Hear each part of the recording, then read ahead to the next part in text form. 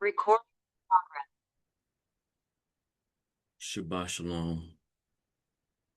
This is going to be one of two messages today. So I want to deal with love.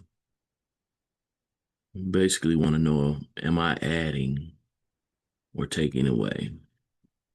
So, Abiyah, I thank you for the Shabbat and this opportunity to fellowship with your people. May your word and will be done. Bring forth information and enlighten and illuminate what is supposed to be illuminated. I thank you. Shabbat Shalom, Shankul Yah One Vision Ministry, Yada Yahuwah. All right. So I was having a discussion yesterday while I was at work, and a woman was asking me,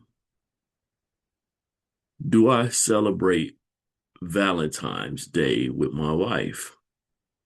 And I've told her on numerous occasions that I don't celebrate any type of secular holiday. So I want to just, I guess, hit some things and show my viewpoint, and maybe I'm adding to the text or whatever.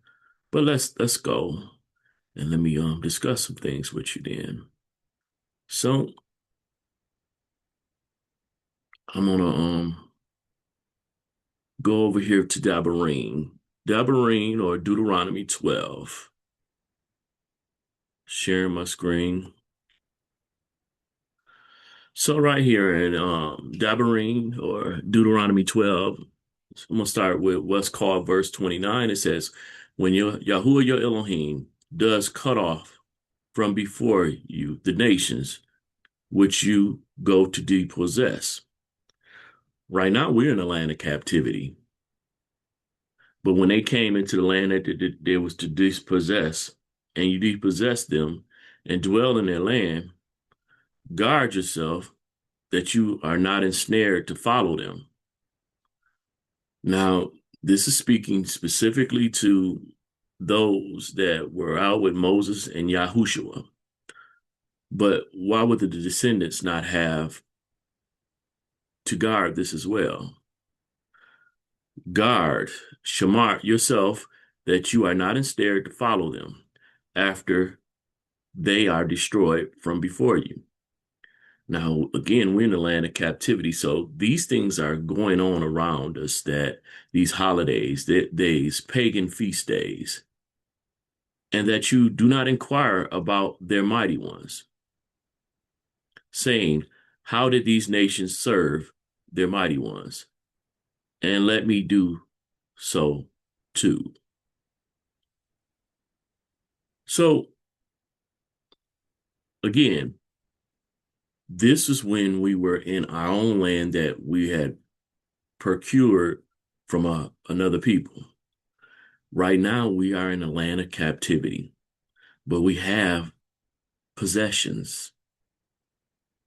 So why I want to do what they do in my house? Maybe I'm adding. This possession that I have is, to me, sacred ground. So, no, I'm not trying to do what they do. Not here. I can't control, like, when my children were younger, we used to send them to school and stuff like that, and they would have all the designs around. You can't control that because you're sending them out into something foreign, not something under your control. My children would be like, hey, Santa Claus ain't real. And it would bother so many people. And, it's like, I'm like, they telling the truth. My children telling the truth. You want them to lie? No such thing as Easter, all these different stuff, because I raised my last two to comprehend that. So let's get into this history of Valentine's Day. Let me go over here. share my screen again. So I'm looking into the origin of Valentine's Day, because that's what this topic is kind of about. It's what my coworker brought forth to me. And so that's what we're going to hit on. So it says Valentine's Day, celebrated on February 14th, has origins rooted in ancient Roman traditions and martyrdom of Saint Valentine, evolving over centuries into a day dedicated to love and affection. So again, Roman. This is a Hellenized tradition. Has nothing to do with the people of Israel, other than it was something added or brought forth from another people. The Romans, anything that they were doing would be something that someone that's Hellenized would do, and it's something of another culture, another people.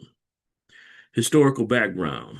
Valentine's Day is believed to have originated from the Roman festival, which festival is feast, of Lupercalia, which was celebrated in mid-February. This festival included fertility rites. See, a lot of things that deal with paganism deal with fertility. Easter, you have the eggs, the rabbits, and stuff like that. They deal with sexual type worship. So this festival included fertility rites and matchmaking rituals, where young women and men were paired off, often leading to long-term relationships. The festival honored the coming of spring and involved various celebrations that symbolize fertility and purification. This again, ritual of another culture. This is Hellenization all day. The holiday is named after Saint Valentine, a Christian martyr who lived during the 3rd century. So 3rd century would be 200 to 300 after or CE. So that's long after Yahusha was here on earth. There are several legends associated with him, including one where he defied Emperor Claudius' ban on marriage for young men, believing that single men made better soldiers. Valentine continued to perform his secret marriages for couples, which ultimately led to his arrest and execution.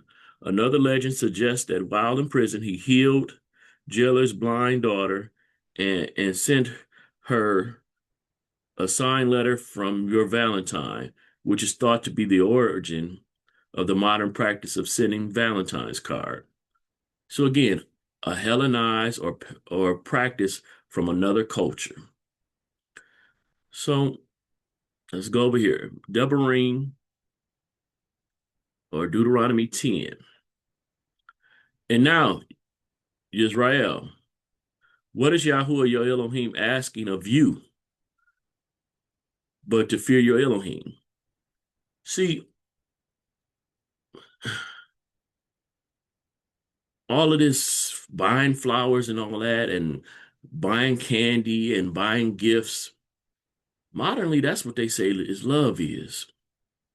There's nothing wrong with those things when you buy your spouse, gifts and stuff like that. But I say that we should go with the narrative that's told towards Israel, other than what's told towards the Romans. Because romance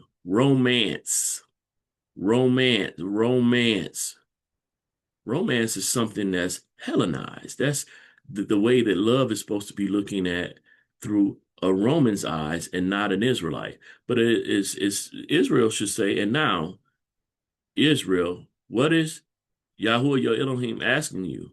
But to fear Yahuwah your Elohim, to walk in all his ways, and to love him. Fearing Elohim, or reverencing Elohim and walking in his ways is the way to love him. Serving and to serve your Elohim with all your heart and with all your being. That's the way to love him. To guard, to shamar the commands of Yahuwah and his laws, which I command you today for your good. But so to guard his command is a way to love him. So obedience is a way to love him. Let me keep going. That's love. Obedience. Reverence. That's love. It's not based on gift giving, though those are things that you do out of that. It's not based on, you know, ooh, all that kissy kiss. That's not it. But let's keep going. All right. Michelle, Proverbs 3. My son, do not despise the discipline of Yahuwah, the correction, the chastening of Yahuwah, and do not loathe his reproof, for whom Yahuwah loves. Okay, this is telling us about Yahuwah's love. He reproves, he disciplines, he chastens, he corrects, as a father the son whom he delights. So, correction, holding accountable, checking, those are acts of Yahuwah's love. So that's, again, Israelite love deals with reproof, chastening, correction, holding accountable. All right. Going over here to the Brit Hadashah, Yohanan, John 15, it says, this is my command, that you love one another as I have loved you. So how did Yahusha love them? He held them accountable. He gave them directions or commands, sought obedience for those commands. He also set himself up for sacrifice, or, he gave of himself for someone else. No one has greater love than this, that one should lay down his life for his friends. When I say I love my wife, I'm willing to protect her, to cover her, to help her to avoid demise, even if it costs me my demise. It's not about, anybody can buy you a gift. We used to have, when I was dealing with the world, dealing with the way they do things, we would pick names and give gifts to one another. Many of my coworkers, I didn't really care for that much, but I participated in this thing of giving gifts. So it wouldn't be thoughtful. It's just like, okay, let me just go get them something. We had to spend $10. I was participating in the Hellenized traditions at a time. And the person I got a gift for, they meant nothing to me. I don't remember any of the gifts or the people I gave gifts back in the days, because at work, it wasn't nothing. It was just me doing what everybody else was doing. Meant nothing.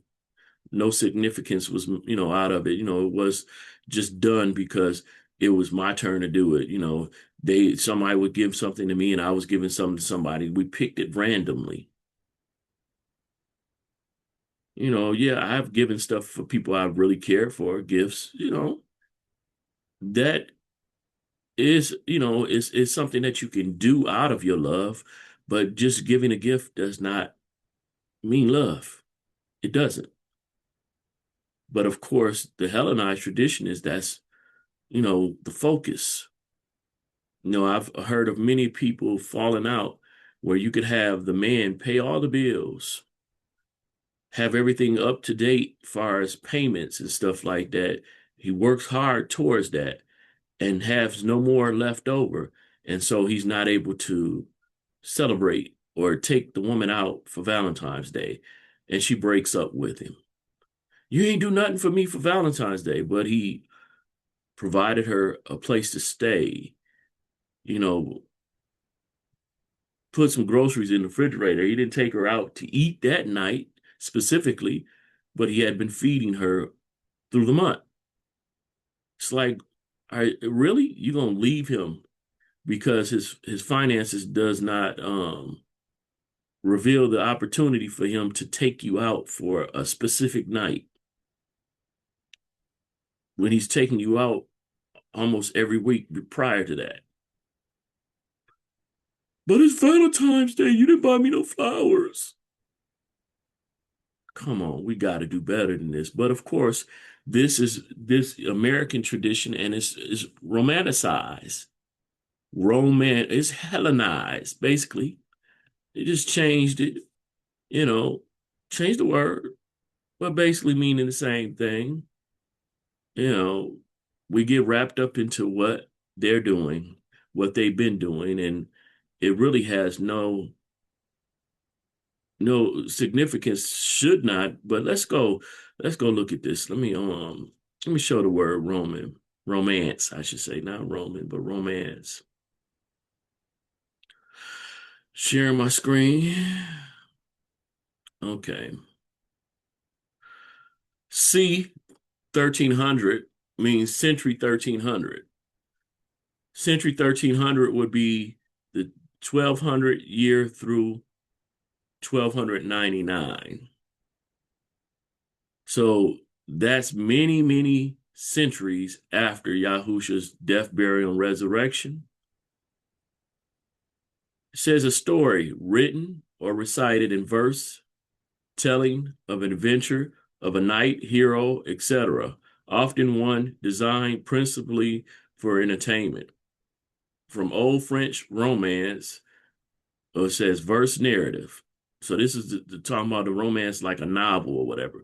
Modern French Roman, also the vulgar language, it was originally an adverb in the vernacular language from the vulgar Latin verbal phrase romanance scribere, to write a romance language. One derived from the Latin instead of Frankish, from the Latin Romanicus, or in the Roman style, from the Romanus, Roman. See, romance comes from Roman. Romance, Roman. I really ain't got much more to say on that. I'm gonna come on up out of there. But when we be looking for romance, we're looking to be Hellenized. Oh, it feels so good. Biblical love is not about the feel-good feeling. Biblical love a lot of times doesn't feel good at all because it's going to cost you something. When you love something biblically, it's going to cause you to have to give up or sacrifice or do something that is basically not comfortable to you, but you're making a decision. You know, in the transaction between man and woman, the man is supposed to sacrifice himself and the woman is supposed to submit. And a lot of times they look alike. Mm, I don't know about you. Yeah, you can have a woman that's, military trained or whatever, but for here a bump in the night, my love gonna make me get up and go see to make sure to protect my wife and my children. It's been many a times in my lifetime where we were lacking financially. And that means I had to pick up more hours or find another job. I didn't want to, but my love said, I got to take care of my responsibility. Again, it's nice to buy flowers and stuff like that, but those things are not a priority for love. gift giving, it can be someone's love language, but necessities and needs should come before wants. And a person that's operating in Yah would be a good steward. Good stewards basically make decisions upon the need over want and won't sacrifice everything they have for want. See, we're just reaching what's called January, and December was one of their greatest feasts. But there are many people that probably went out and got payday loans, got loans from the bank, all that, nearly put themselves in debt just to give gifts and celebrate what's called Christmas. Another Hellenized, another non-Israelite feast or day, festival or celebration. That's not wisdom. That's not the love of Yah to be doing that. It's basically idolatry because you're putting everything in danger to basically that person that you're giving it to. You're making them so significant that you're putting your living and your well-being at risk just to give a gift. I've heard of people, almost, losing their vehicle, getting repo because they didn't pay it so that they can entertain giving someone a gift. People almost getting their power and water cut off because they just put the money that was due to that towards them going and doing something to celebrate a birthday, a gift, celebrate a holiday. This is the gift. This is, oh, hey, this gift is, in memorial of this day. And they hurt themselves financially doing so. Hopefully I didn't add to the word, but I believe all of that stuff is a transgression or a breaking of the Torah. You're doing what these other lands that we're living in do. And you're doing it for the reasons they told you and not following what Yah's told you. Why you not coming out of that? Why you not letting that go? Well, our relationship was built upon this. Well, you might need to tear that down and build it upon Torah. Abiyah, thank you for the Shabbat. Thank you for this day and opportunity. I know that Valentine's Day by the world's calendar is about to come up. And I just wanted to talk about this because I had a discussion. May your will be done. May your words and what you expect people to comprehend from your words manifest and come forth. Yada Yahuwah, Shabbat Shalom. Yada Yahuwah.